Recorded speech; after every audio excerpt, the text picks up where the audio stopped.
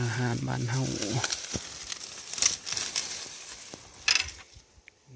เป็นตะแซ่บเลยทุกคนเลยลาย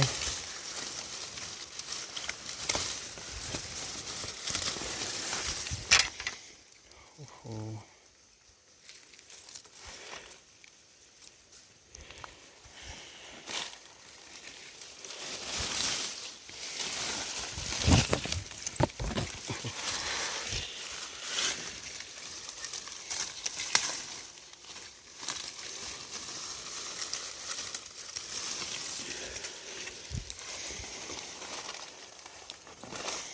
เป็นตาแซ่บอะไรทุกคนเลยนี่ดอกใบยังนอน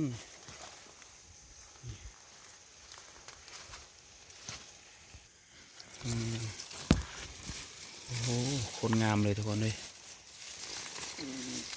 ยังนอนเนี่ยพอดีกินอ้ยะ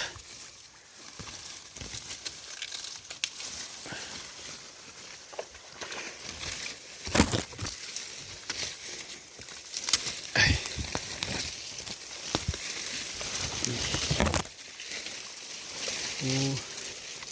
โคตรใหญ่เลยทุกคนเลยนี่โคตรใหญ่เลย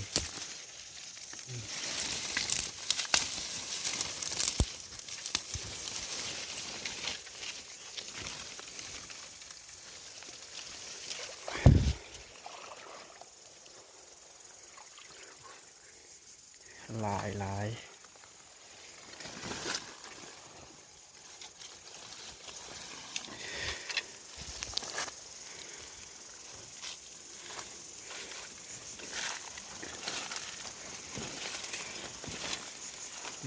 นี่ก็ยังลายทุกคนเลยโอ้โหอาหารคักเลยทุกคนเลยอาหารนี่นะ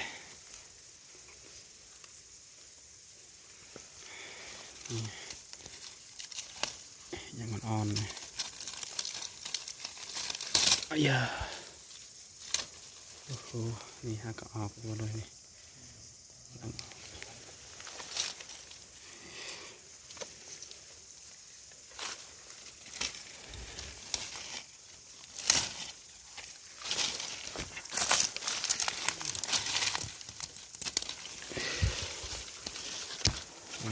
ลายอาหารแซ่บอาหารมื้อนี้อาหารเที่ยงทุกคนเลย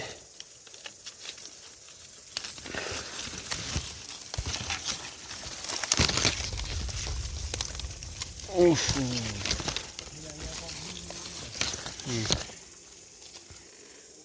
เห็นไหมทุกคนโคตรงามเลยทุกคนเลยโอ้อยู่ในป่าในดงทุกคนเลยอยู่แคมห้วยอยู่สุดยอดเลยของแซ่บอาหารป่านะทุกคนเลย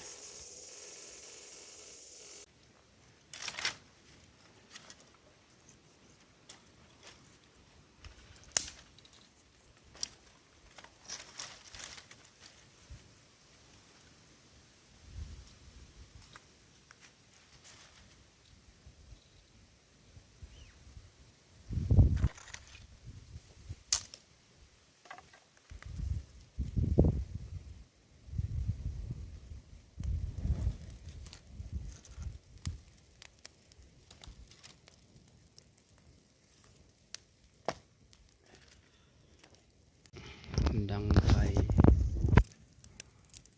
กินข้าวทุกคนเลยโอ้ชิฮอตนั้น3 โมงเลยทุกคนเลย3 โมงแรงยังไปกินข้าวเที่ยงเลย